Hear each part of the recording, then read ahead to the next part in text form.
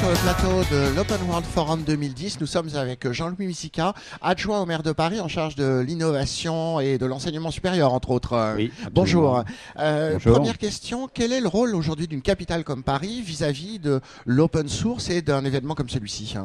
Alors d'abord, en ce qui concerne l'open source, il faut se rendre compte que Paris et la région Île-de-France sont parmi les leaders mondiaux en matière de activités économiques liées à ce type de développement logiciel. Et pour Paris et pour sa région, c'est un secteur d'activité d'une importance capitale parce qu'il génère de l'emploi, il génère des emplois à haute valeur ajoutée, il permet la création de start-up et il irrigue l'ensemble de l'économie numérique de la région et du pays. On considère que Paris est la capitale européenne de l'open source et nous voyons bien que dans certains secteurs, nous sommes dans une position de leader mondial. Donc d'un point de vue du développement économique, c'est fondamental pour Paris. Mais ça va au-delà.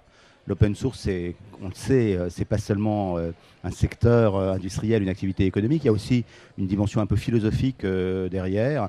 Et cette dimension philosophique est en phase avec la philosophie de la ville de Paris. Et de ce point de vue-là, que ce soit sur le travail coopératif, toutes les stratégies collaboratives, le coworking, enfin toute cette terminologie qu'on utilise aujourd'hui pour caractériser des nouvelles façons de produire ensemble, et bien là aussi la ville de Paris est concernée et essaye d'ailleurs d'appliquer à elle-même ce genre de choses. Est-ce qu'il y a même un rôle politique que pourrait jouer l'open source? On voit beaucoup l'open source bien sûr dans les administrations avec un objectif aussi de réduire la dépense publique. Est-ce que c'est une dimension que vous considérez importante? Oui, il faut faire attention au fait que l'open source n'est pas toujours la solution. Il y a des solutions propriétaires qui sont intéressantes et qui peuvent être utilisées. Et de ce point de vue-là, nous incitons, nous, les services de la ville, à faire des études de marché et à lancer des appels d'offres qui permettent de choisir la solution la mieux adaptée et la plus positive pour à la fois la ville et l'argent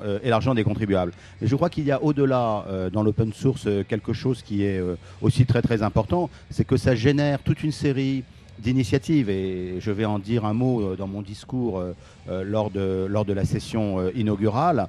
Par exemple, nous lançons la politique Open Data à la ville de Paris. Nous allons mettre à la disposition des développeurs toute une série de jeux de données de la ville qui va permettre aux développeurs, aux entreprises, aux chercheurs, voire aux journalistes de produire de nouvelles applications et ces nouvelles applications seront utiles à la fois aux citoyens et aux usagers de la ville.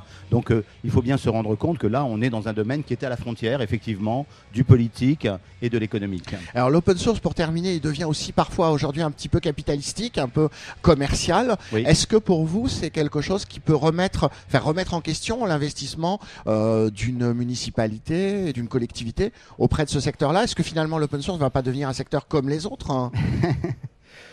Oh, écoutez, d'abord, je pense que l'open source ne deviendra jamais un secteur comme les autres, mais en même temps, qu'il devienne un peu plus professionnel, industriel, orienté dans une logique économique, n'est pas une mauvaise chose pour une ville comme Paris. Il faut se rendre compte qu'à partir du moment où des très très grandes entreprises, comme ADS, comme Thales ou comme d'autres, se mettent à embarquer des logiciels open source dans des matériels qui coûtent plusieurs centaines de millions, voire plusieurs milliards d'euros, il est normal qu'il y ait un minimum de professionnalisation. Et ça, c'est une grande victoire pour l'open source. C'est quand même le résultat d'une bataille qui a été menée par une communauté depuis des années avec une très grande volonté, un très grand esprit d'équipe et d'ouverture.